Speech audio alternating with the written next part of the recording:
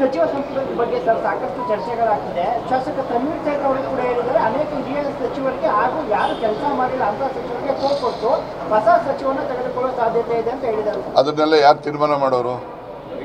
ತನ್ವೀರ್ ಸೇಠ್ ಮಾಡ್ತಾರಾ, ನಾನು ಮಾಡ್ತೀನೋ? ಯಾರು ಮಾಡ್ತಾರೆ?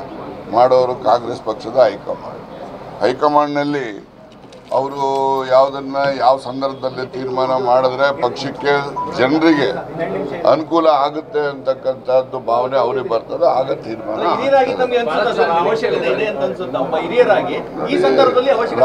ರಾಜಕಾರಣ ಅಂತಕ್ಕಂಥದ್ದು ನಿಂತ ನೀರಲ್ಲ, ಅದು ಯಾವಾಗಲೂ ಕೂಡ ಚಲನಶೀಲತೆ ಇರ್ತಕ್ಕಂಥದ್ದು. ಈಗ ನಮ್ಮಲ್ಲಿ ಶರೀರದಲ್ಲಿ ರಕ್ತ ಹರಿತಾ ಇರ್ತದೆ, ಅದು ನಿಂತೋದ್ರೆ ಏನಾಗ್ತದೆ? ಹಾಗೇನೆ ಪ್ರಕೃತಿ ನಿಯಮನೇ ಆ ರೀತಿ ಇರ್ತದೆ, ಎಲ್ಲನೂ ಕೂಡ ಚಲನಶೀಲತೆ ಇರುತ್ತದೆ.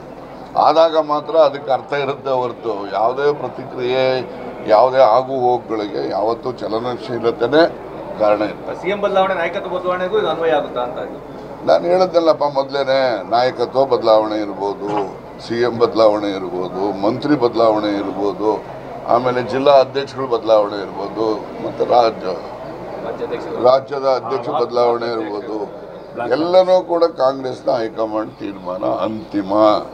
ಅದರಲ್ಲಿ ಯಾರ್ದು ಏನೇ ಇದ್ರೂ ಕೂಡ ಅದೆಲ್ಲ ವೈಯಕ್ತಿಕ ಅನಿಸಿಕೆಗಳಷ್ಟೇ. ಮಳೆ ಬಂದಿದೆ, ಈಗ ನಿಮ್ಮ ಇಲಾಖೆಯಿಂದ ಏನಾದ್ರು ರೈತರಿಗೆ ಬೆಳೆ ಬೆಳೆಯಕ್ಕೆ ಏನಾದ್ರು ನಾವೆಲ್ಲ ಸಾಲ ಸೌಲಭ್ಯ ಕೊಡ್ತಾ ಇದೀವಲ್ಲ. ಹೊಸದಾಗಿ ಮಳೆ ಬಂದಿದೆ? ಹೊಸದಾಗಿ ಬಂದಿದ್ಯಾ ಮಳೆ? ನಿರಂತರವಾಗಿ ಪ್ರತಿ ವರ್ಷ ಬರ್ತಾನೆ ಇರ್ತದೆ. ಆಯ್ತಪ್ಪ, ಕೊಡ್ತೀವಲ್ಲ. ನೋಡಿ, ಎಲ್ಲೆಲ್ಲಿ ಗಮನಕ್ಕೆ ಬರ್ತದೆ ಅಲ್ಲೆಲ್ಲವೂ ಕೂಡ ನಾವು ಕಟ್ಟುನಿಟ್ಟಿನ ಕ್ರಮ ತೆಗೆದುಕೊಳ್ಬೇಕಂತ ಮನಸ್ಥಿತಿನೂ ಇದೆ, ನಾವು ಪ್ರಯತ್ನವೂ ಮಾಡ್ತಾ ಇದ್ದೇವೆ.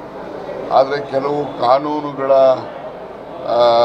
ತೊಂದರೆ ಏನಿದೆ ಅಂದರೆ, ಕಾನೂನಲ್ಲಿರ್ತಕ್ಕಂಥ ಲೋಪಗಳ ಹಿನ್ನೆಲೆಯಲ್ಲಿ ಕೆಲವು ಬಾರಿ ಕೋರ್ಟ್ಗಳಲ್ಲಿ ಅದ್ರ ಬಗ್ಗೆ ತಡೆಯಾಜ್ಞೆ ಬರ್ತಕ್ಕಂಥದ್ದು, ಈ ರೀತಿ ಪ್ರಕರಣಗಳು ನಡೀತಾ ಇದ್ದಾವೆ.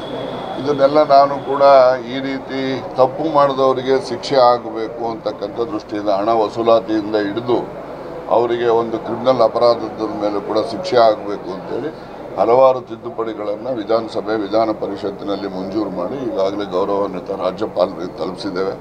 ರಾಜ್ಯಪಾಲರು ಕೆಲವು ಕ್ಲಾರಿಫಿಕೇಷನ್ಸ್ಗಳನ್ನು, ವಿವರಗಳನ್ನು ಕೇಳಿದ್ದಾರೆ. ಆ ವಿವರಗಳನ್ನು ಕೂಡ ತಲುಪಿಸ್ತಾ ಇದ್ದೇವೆ.